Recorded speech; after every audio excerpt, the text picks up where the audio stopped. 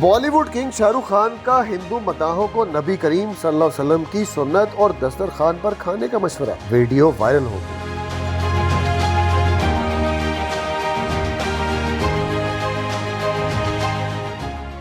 This 4 times meal and 6 times meal and all this, I think is ayyashi. I think you just have your food, proper food. हमारे को बचपन से सिखाया गया था अगर आप कर सकें दस्तरखान, I don't know if you understand what a Dastarkhwan is, ज़मीन पे बैठ के खाते हैं. So if you sit down on the floor with your legs turned inwards and eat, 1/3 of your stomach gets compressed.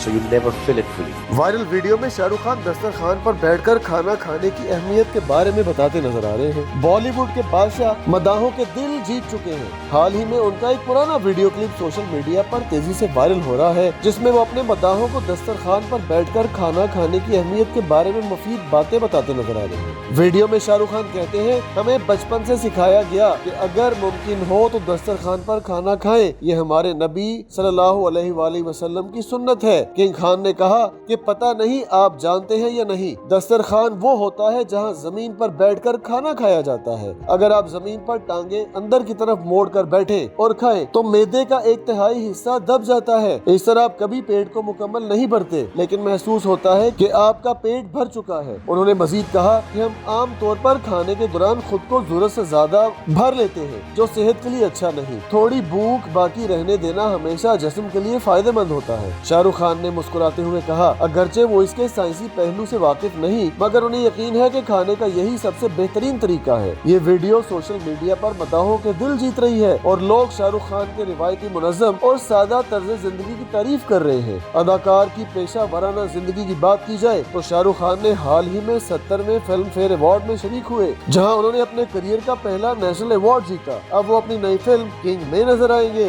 जिसमें दीपिका पादुकोण और उनकी बेटी सुहाना खान भी अहम किरदार अदा कर रही है।